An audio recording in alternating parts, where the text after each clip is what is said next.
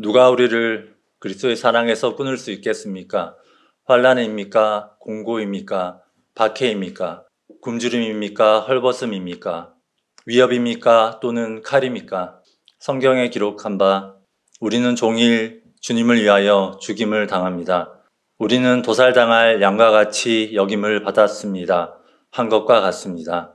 그러나 우리는 이 모든 일에서 우리를 사랑하여 주신 그분을 힘입어서 이기고도 남습니다. 나는 확신합니다. 죽음도 삶도 천사들도 권세자들도 현재일도 장래일도 능력도 높음도 깊음도 그 밖에 어떤 피조물도 우리를 우리 주 예수 그리스도 안에 있는 하나님의 사랑에서 끊을 수 없습니다. 낙엽들이 지는 모습, 낙엽들이 수북이 쌓여있는 모습을 보고 있으면 가끔 멍해집니다. 아름답기도 하고 쓸쓸하기도 합니다. 제가 사는 곳 근처에는 벚나무, 또 느티나무, 복자기나무, 은행나무, 단풍나무, 잎사귀들이 한창 물들다가 이제 서서히 지고 있습니다. 몇 년 전부터 저는 단풍나무, 은행나무도 참 좋은데 느티나무 물든 모습이 그렇게 좋더라고요. 다양한 색깔 또 다양한 색상으로 물든 그 느티나무 나뭇잎들이 또 우수수 떨어져서 거리를 덮고 있으면 저는 조심조심 그 위를 걸으면서 그 많은 잎들을 떨구고 있는 나무들을 잠시 바라보곤 합니다. 아름답기도 하지만 쓸쓸하기도 합니다. 우리 안에 있는 아련한 우울을 건드리는 것 같아요. 라이너 마리아 릴케의 가을이라는 시는 우리를 아예 그 우울함의 세계 속으로 밀어넣는 것 같습니다. 제가 그 시를 한번 번역해 보았습니다. 나뭇잎이 떨어진다. 마치 먼 곳에서 저 하늘의 머나먼 정원이 시드는 것처럼 떨어진다. 거부하는 몸짓으로 떨어진다. 그리고 밤에는 무거운 대지가 모든 별들로부터 고독 속으로 떨어진다. 우리 모두는 떨어진다. 여기 이 손도 떨어진다. 그리고 다른 것들을 보라. 떨어짐은 모든 것 속에 있다. 어디서 이렇게 많은 잎들이 떨어지는 걸까? 참 대단하다. 그런데 시인은 그 무수한 낙엽들을 보다가 머나먼 하늘 어딘가에 있는 커다란 정원을 그려봅니다. 그곳 나무들이 죄다 시들어가지고 그 잎들이 하염없이 떨어지고 있는 모습을 보고 있는 거예요. 떨어지기 싫은데. 그래서 거부하는 몸짓으로 떨어진다. 이렇게 적었습니다. 밤이 되자 시인은 조용히 어둠 속에 묻힌 이 땅, 우리가 발딛고 서 있는 이 땅도 밝은 별들의 세계에서 고독의 세계 속으로 떨어지는 걸 느낍니다. 그러면서 문득 자신을 봐요. 그리고 이 손을 봅니다. 자신의 손. 그리고 이 손도 떨어진다. 떨어짐은 모든 것 속에 있다. 그렇게 말합니다. 지난주 저는 독일 유학 시절 제가 전도사로 있던 교회에서 보내온 문자 하나를 받았습니다. 저와 저의 가족을 지극히 사랑해 주셨던 한 권사님이 하나님의 부르심을 받았다는 소식이었습니다. 그분은 소설가 정비석 선생님의 따님이기도 하셨는데요. 문학 좋아하는 신학생, 전도사가 왔다면서 2002년 처음 만났을 때부터 지금까지 정말 과분한 사랑을 쏟아부어 주셨습니다. 얼마 전 지난 추석에도 전화통화를 하면서 순빛 청파교회에 와서 한번 예배드리고 싶다 그렇게 말씀하셨는데 갑작스러운 부음을 접하게 된 것입니다. 저와 우리 가족을 따뜻하게 잡아주시던 그 단정하고 다정한 손, 그 손이 떨어진 겁니다. 모든 것은 떨어진다. 떨어짐은 모든 것 속에 있다. 여러분, 꼭 죽음만이 아닙니다. 인간의 삶은 정말 지속적으로 떨어짐 속에 있는 것 같아요.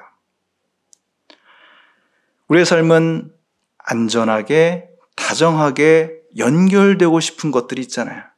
근데 그것에서 무자비하게 떨어져 나옴의 연속입니다. 한 아기의 탄생도 그 전까지 자기를 가장 평화롭게 지켜주던 것, 엄마의 뱃속에서 떨어져 나오면서 시작하지 않습니까? 그래서 우리는 사는 동안 내내 뭔가로부터 떨어지는 것을 두려워하고 싫어하는 것 같아요. 나와 엄마를 연결해 주던 탯줄이 끊어지는 거죠. 그 끊어짐, 헤어짐, 이별, 갈라짐의 공포, 심리학자들이 분리불안이라고 부르는 것이 평생 우리의 삶을 위협하는 두려움입니다. 바울 사도는 인간의 삶을 언제든지 그 풍요롭고 건강하고 행복한 삶에서 끊어버릴 수 있는 아주 실질적인 위협 7가지를 열거하고 있습니다. 35절이죠. 제일 앞에 환난이 나오는데 이건 정말 물리적인 고통을 말합니다. 뭔가 나에게 실질적으로 타격이 와서 나를 아프게 만드는 것이에요. 그 다음에 나오는 곤고는 직업을 잃는다든지 집이 없어진다든지 하는 사회적이고 관계적인 어려움을 의미합니다. 그 다음에 나오는 핍박은 신앙 때문에 겪게 되는 차별과 억압이죠. 또 흉년이 찾아오면 굶주림을 겪게 되고, 배를 타고 여행하다가 파손을 하면 옷이 다 젖고 버려야 하고 헐벗음을 겪기도 합니다. 또 적대적인 도시에 갔다가는 집단 폭행을 당할 위협이 있었기 때문에 그것을 위협이라고 말하고 있고요. 마지막에 나오는 칼은 전쟁 때 무기로 쓰는 칼이 아니라 처형 때 쓰는 단도를 의미합니다. 즉 공권력에 붙잡혀서 사형을 당하는 것을 의미하는 거죠. 우리의 삶을 행복하고 안전한 상태, 정말 어렸을 때부터 계속 우리가 저런 삶을 살아야 되겠다라고 생각했던 그런 것에서 탁 끊어버리는 7가지 요소예요. 7은 완전수죠. 오늘날에는 아마 좀 다른 것들을 그 목록에 넣을 것 같습니다. 아무튼 여러분, 우리의 삶을 호시탐탐 노리다가 언제라도 달려들어서 어둠 속으로 끌고 들어갈 것 같은 이별과 사고와 재앙, 그 무서운 힘을 우리는 곳곳에서 느끼며 살고 있습니다. 정말 그런 일이 나한테 닥치면 어떡하지? 고대 사회에서 바울이 살았던 그 시대에서 이런 끔찍한 일이 일어나는 것은 신이 진노했기 때문이라고 철석같이 믿었습니다. 이것이 그들의 신앙이고 상식이었습니다. 하나님이 보기에 뭔가 잘못을 저질렀기 때문에 이런 고통들이 찾아온다는 거예요. 그러므로 앞에서 열거한 7가지 그런 고통을 겪지 않으려면 하나님께 잘 보여야 합니다. 예배 잘 드리고 제사 잘 드리고 아주 훌륭한 제물을 바쳐야 합니다. 그런데도 고통이 찾아온다면 환난과 곤고와 굶주림과 헐벗음과 실패와 상처가 찾아온다면 그것은 네가 뭔가 잘못했기 때문이야. 네가 의식하고 있진 못하지만 뭔가가 하나님 앞에서 잘못됐기 때문에 이런 일이 닥치는 거야. 그 옛날 욥에게 찾아온 욥의 친구들이 했던 말은 바로 그런 신앙, 그런 상식의 표현이었습니다. 요즘 우리가 살고 있는 세상에서도 아직도 남아있는 생각 아니에요? 뭔가 잘못했으니까 이런 일을 겪고 있는 거다.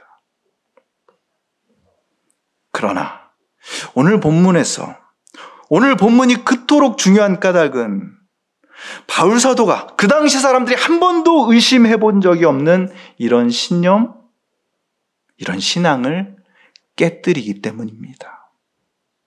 아니야. 하나님은 그런 분이 아니야. 하나님은 오히려 이렇게 우리의 인생을 위협하는 모든 공격들 속에서 고통당하는 사람들과 연대하신다. 그들과 든든한 끈을 형성하고 계신다. 누가 우리를 그리스도의 사랑에서 끊을 수 있겠습니까? 환난입니까? 공고입니까? 박해입니까? 굶주림입니까? 헐벗음입니까? 위협입니까? 또는 칼입니까?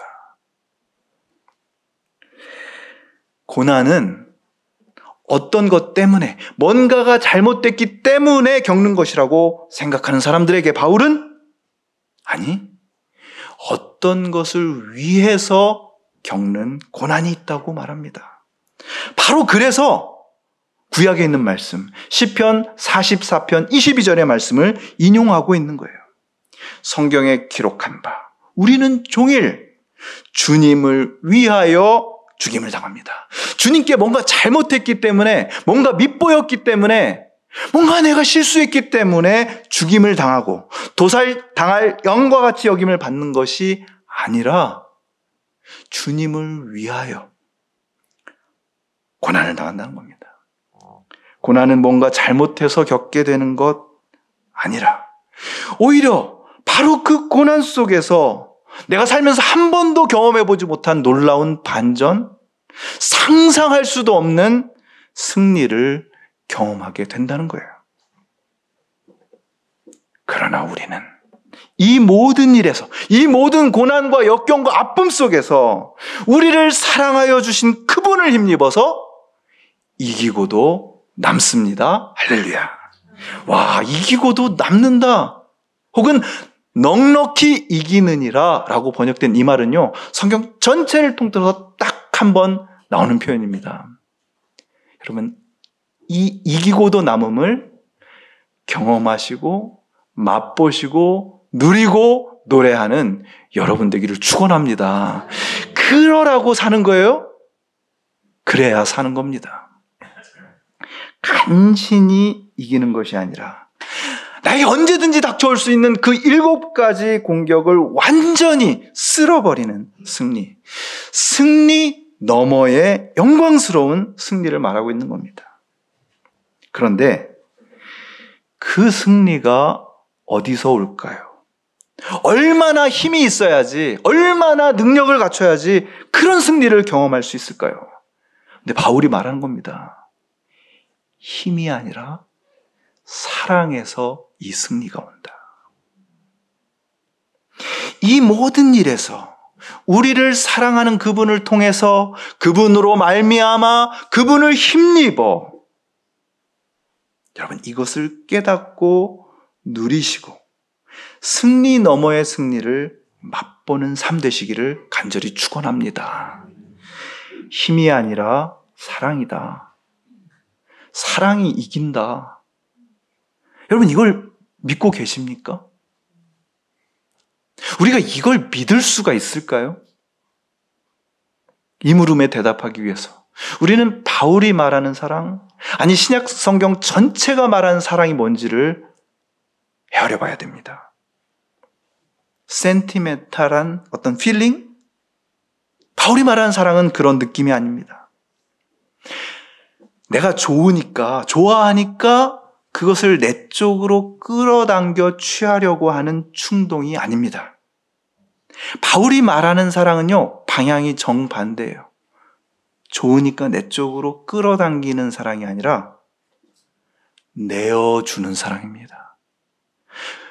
그쪽으로 다가가서 그의 존재를 완전하게 인정해 주는 거예요. 이런 사랑. 자기 쪽으로 끌어당기는 힘이 아니라 자기를 내어주는 사랑이 이긴다. 믿으십니까? 이게 믿겨지십니까? 환난, 곤고, 박해, 굶주림, 헐벗음, 위협과 칼. 그것으로부터 우리를 안전하게 지키는 건 아무래도 힘이 아닐까? 우리는 그렇게 생각하며 살고 있습니다. 뭔가 힘이 있어야지, 더 갖춰야지 우리가 안전하게 살 수 있다고 생각하는 거 아닐까요? 혹은 힘이 있는 조직에 들어야지. 혹은 힘이 있는 나라에서 살아야지 가능하다라고 라고 생각합니다. 그러니까 우리는 그렇게 밤낮 힘 있는 나라, 부강한 나라 추구하는 거 아니겠어요? 바울이 살던 시대, 그 힘 있는 나라, 힘으로 세상을 제패하는 나라의 이름이 무엇인지를 우리는 알고 있습니다. 로마. 그리고 오늘 본문은 바울 사도가 바로 그 로마에서 살고 있는 사람들에게 쓴 편지, 그래서 로마서잖아요. 힘으로 통치하는 나라의 이름은 ROMA, 로마입니다. 근데 놀랍게도 이걸 거꾸로 적으면 AMOR, 아모르, 라틴어로 사랑이 됩니다. 바울은 로마 황제를 앞세운 로마 제국의 승리야말로, 그 승전보야말로 복음이라고 믿고 있는 사람들에게, 아니, 다른 기쁜 소식이 있다라고 말합니다. 로마가 말하는 힘의 세계관을 완전히 뒤집는 새로운 복음을 전하는 거예요. 힘이 아니라 사랑이 이긴다. 이기고도 남는다. 바울은 그냥 추측하고 있는 것이 아니라 확신하고 있습니다. 나는 확신합니다. 죽음도 삶도 천사들도 권세자들도 현재일도 장래일도 능력도 높음도 깊음도 그 밖에 어떤 피조물도 우리를 우리 주 예수 그리스도 안에 있는 하나님의 사랑에서 끊을 수 없습니다. 아멘. 앞에서 7가지 공격을 나열했다면요, 여기선 그런 공격들, 그런 위협들이 일어나고 있는 원천이 되는 힘을 나열하고 있는 거예요. 죽음과 생명이 한 쌍입니다. 하늘의 천사들과 이 세상의 권세자들이 한 쌍이에요. 현재일과 장래일이 한 쌍입니다. 그리고 높음과 낮음, 깊음이 한 쌍이에요. 그리고 중간에 능력이 들어가고 제일 마지막에 다른 어떤 피조물이 들어가는 겁니다. 그래서 10개. 한마디로 인간이 도저히 알 수 없는 불확실한 힘, 언제 어떻게 우리에게 닥쳐들어서 우리를 쓰러뜨리고 파멸로 던져버릴지 모르는 으스스한 힘들을 나열하고 있는 거예요. 로마 제국, 그리고 제국의 종교는 그 무시무시한 힘들을 다 틀어주고 있는 것 같지 않아요? 그렇게 우리는 로마 빅토, 우리는 승리한다, 제국의 위용을 과시하면서 군림합니다. 그 힘을 찬양하고 그 힘 앞에 엎드려야만 이 세상에서 우리에게 일어날 수 있는 온갖 고통들을 피할 수 있을 것 같잖아요. 어디 로마 사람들이 걱정이나 했겠습니까? 이런 나라가 망할 거라고. 반면 그 힘의 노여움을 사면 어떻게 됩니까? 그 힘에 반항하면 어떻게 돼요? 7가지 앞서 언급한 고난의 폭풍 속에서 우수수 떨어져 버리는 낙엽이 될 거라고 엄포를 놓습니다. 행복한 삶, 거기서 툭 떨어져서 절망 속으로 사라져 버리는 낙엽 같은 인생이 될 거라고 위협합니다. 그런데 바울이 로마서의 심장과도 같은 로마서 8장에서 그건 거짓말이라고 주장하는 거예요. 그 어떤 공격도, 그 공격들의 원천이 되는 어떤 세력도 우리를 우리 주 예수 그리스도 안에 나타난 하나님의 사랑에서 끊을 수 없노라. 여러분, 우리는요, 바로 그 사랑을 받고 누리고 노래하는 사람들입니다. 우리 시대 탁월한 신약학자인 톰 라이트는 바로 이 본문을 주석하면서 로마서 8장의 마지막 부분에서 울려 퍼지는 바울의 목소리를 이렇게 정리했습니다. 아모르 에르고 숨, 나는 사랑받고 있다, 고로 존재한다. 나는 생각한다, 고로 존재한다. 나는 쇼핑한다, 고로 존재한다가 아니라 나는 사랑받고 있다, 고로 존재한다. 앞서 제가 읽어드린 릴케의 가을의 마지막 부분을 아직 안 읽어드렸습니다. 지금 읽어드려야 할 것 같아서입니다. 우리 모두는 떨어진다. 여기 이 손도 떨어진다. 그리고 다른 것들을 보라. 떨어짐은 모든 것 속에 있다. 그러나 이 떨어짐을 한없이 부드럽게 두 손으로 받아주시는 한 분이 계시나니. 모든 것은 떨어짐 속에 있습니다. 끊어짐 속에 있습니다. 물리적인 고통과 공간적인 멀어짐과 어쩔 수 없는 이별과 아픔과 죽음이 있습니다. 여기 우리들이 매일같이 사용하고 있는 이 건강한 손도 언젠가는 낙엽처럼 툭 떨어져 버릴 날이 옵니다. 이것은 진실입니다. 한 사람도 예외 없이 겪게 될 진실이에요. 그러나 여러분, 더 큰 진실이 있음을 믿으시길 축원합니다. 그 떨어짐을 한없이 부드러운 손으로 받아주는 한 분이 계신다. 어느 누구도 그 손의 사랑에서 우리를 끊을 수 없다.